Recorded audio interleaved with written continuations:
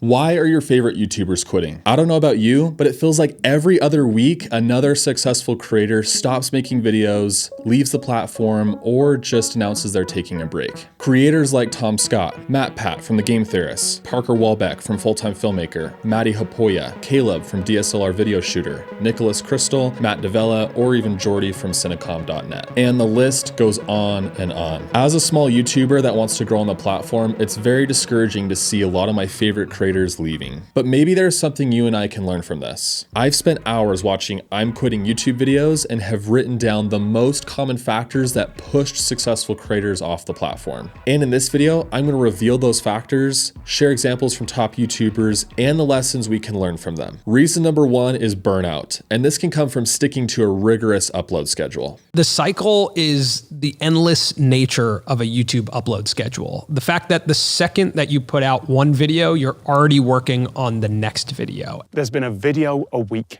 for 10 years. I never broke the streak. It can also be caused by YouTube becoming all-consuming, and that's something I've definitely experienced. Over the years, started to tie my identity and value as a person with my business or with this channel. This was our baby. This channel has been going for 13 years. This has been a literal third of my life. Burnout can happen if you're working long hours, 24/7, year after year after year. After 8 years of running this amazing business and creating content for all of you, I've spent the last 5 years of my life sharing my stories with my friends to you watching. For the past 10 years of my life, there has not been a single vacation where I was not working. My whole life just turned to this business. But I just, if I'm honest with you guys, don't want to do this anymore. Or at the very least, how I've been doing it for the past almost 14 years now.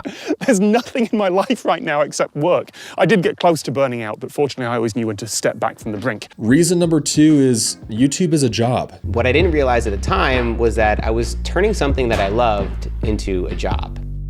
I can't keep this up. This is my dream job and I have a lot of fun doing it. I know I'm incredibly lucky, but a dream job is still a job, and it's a job that keeps getting bigger and more complicated, and I am so tired. I think we forget too often that these top creators, the ones that are successful, this has become their whole career. For the last 1 or 2 years, I've been working 5 full-time jobs at the same time. I never thought I could turn YouTube into a business, but then people started watching my videos. Like way more people than I ever thought possible. There it is, 1 million. And usually a creative job scales very differently. Creative jobs don't scale like regular jobs. It's just not quite the same. When you scale your business, a lot of other unintended things scale.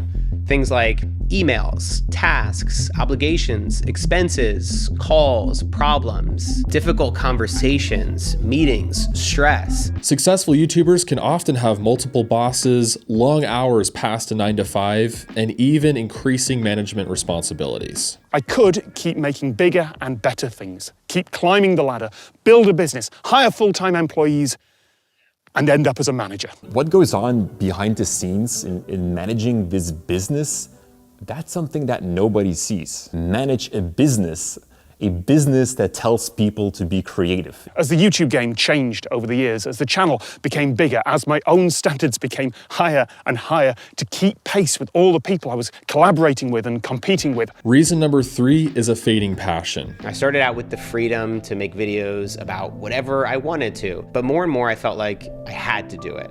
I had to create videos every month. I had to fill the feed. I had to make another course. I was just super excited to share what I was learning, my experiences with the rest of the world. I am a maker at heart. I started this channel almost 14 years ago, and it's taken me this long to realize that I really am a maker who happened to become a YouTuber. I think the biggest problem that I had with outsourcing my work wasn't just that it was hiding my greatest strengths.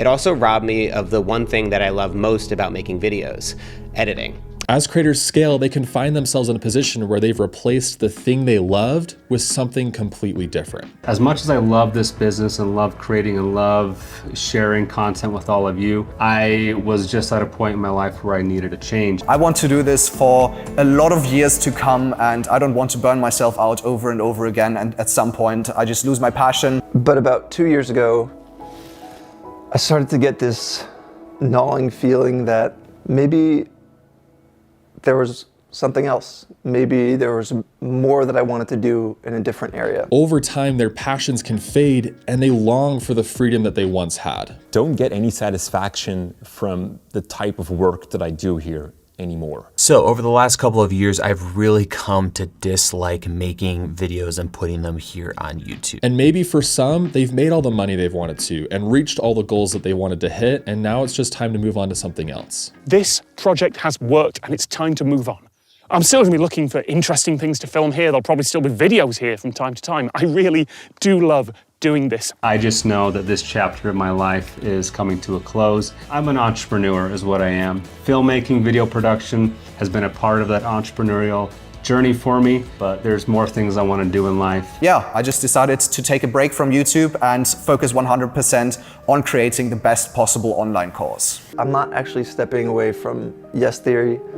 I'm just stepping into a different part of Yes Theory. And for me, that part is writing and investing in business behind the scenes. Reason number 4 is time with loved ones. These creators can give countless hours to grow their channels, and we forget that it's consumed years of their life. I don't love the fact that Steph and I have been work first for over a decade. I'm sitting down at dinner with my best friend, and we're talking about business logistics. I now have 3 kids. I'm just kind of getting overwhelmed with family life. I love the business, but it's too much for me to handle to keep it up to what I know it can be and should be. Not only that, but their families have changed over the years, and that can shift a YouTuber's priorities. Being there for once during the holidays, being there with my family and friends, it's something that I look so much forward to. You ever noticed how everyone is talking about balance?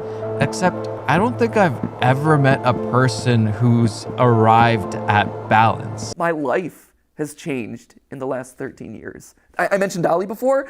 He's the coolest little dude, and he's getting older by the minute. I want to be able to spend more time with him. An amazing 8 years for me that has changed my life, changed my family's life, allowed us to be in a position financially where I can spend more time with my kids and do some of the other things I'm passionate about. In most cases, these creators have been working 5, 10, 15 years on their channels, making hundreds of videos, and growing their audiences into the millions. And that's a lot of work. But not every YouTuber is actually quitting YouTube or the act of being creative. In reality, they just want to return to the reason they started this all in the first place. And that's doing what they are passionate about with the people they love. As younger creators, we should remember to avoid the endless cycle of creating just for the algorithm. We should scale our businesses holistically, delegate any tasks that we don't love, and keep the ones we are passionate about. And finally, prioritizing our family first. Thank you guys for watching, and I'll see you in the next one.